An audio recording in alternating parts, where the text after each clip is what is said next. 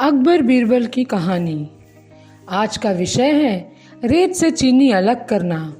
एक बार बादशाह अकबर, बीरबल और सभी मंत्रीगण दरबार में बैठे हुए थे। सभा की कार्यवाही चल रही थी। एक एक करके राज्य के लोग अपनी समस्याएं लेकर दरबार में आ रहे थे। इसी बीच वहां एक व्यक्ति दरबार में पहुंचा। उसके हाथ में एक मर्तबान था। सभी उस मर्तबान की ओर देख रहे थे। तभी अकबर ने उस व्यक्ति से पूछा, क्या है इस मर्तबान में? उसने कहा, महाराज, इसमें चीनी और रेत का मिश्रण है। अकबर ने फिर पूछा, किस लिए? अब दरबारी ने कहा, गलती माफ हो महाराज, लेकिन मैंने बीरबल की बुद्धिमत्ता के कई किस्से सुने हैं। मैं उनकी परीक्षा लेना चाहता हूँ। मैं यह चाहता हूँ कि बीरबल इस रेत में से बिना पानी का इस्तेमाल किए चीनी का एक एक दाना अलग कर दे। अब सभी हैरानी से बीरबल की ओर देखने लगे। अब अकबर ने बीरबल की ओर देखा और कहा, देख लो बीरबल, अब तुम कैसे इस व्यक्ति के सामने अपनी बुद्धिमानी का परिचय दोगे? बीरबल ने मुस्कुराते हुए कहा, महाराज, हो जाएगा, यह तो मेरे बाएं हाथ का खेल है। अब सभी लोग हैरान थे कि बीरबल ऐसा क्या करेंगे कि रेत से चीनी अलग अलग हो जाएगी।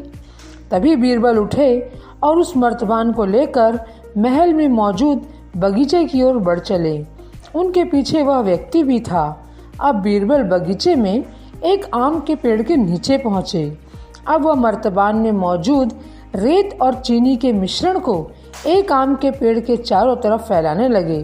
तभी उस व्यक्ति ने पूछा, अरे, यह क्या कर रहे हो?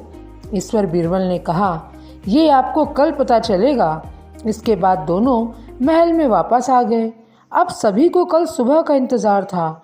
अगली सुबह जब दरबार लगा तो अकबर और सारे मंत्री एक साथ बगीचे में पहुंचे। साथ में बीरबल और रेत व चीनी का मिश्रण लाने वाला व्यक्ति भी था। सभी आम के पेड़ के पास पहुंच गए। सभी ने देखा कि अब वहां सिर्फ रेत पड़ी हुई है। दरअसल रेत में मौजूद चीनी को चींटियों ने निकालकर अपने बिल में इकट्ठा कर लिया था और बची खुची चीनी को कुछ चींटियां उठाकर अपने बिल में ले जा रही थीं। उस पर उस व्यक्ति ने पूछा, चीनी कहाँ गई है?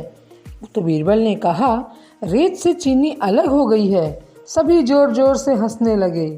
बीरबल की यह चतुराई देखकर अकबर ने उस व्यक्ति से कहा, अगर अब तुम्हें चीनी चाहिए तो तुम्हें चींटियों के बिल में घुसना पड़ेगा।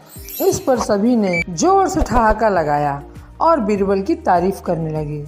इस कहानी से हमें यह शिक्षा मिलती है कि कभी भी किसी को नीचा दिखाने का प्रयास आपके लिए हानिकारक हो सकता है।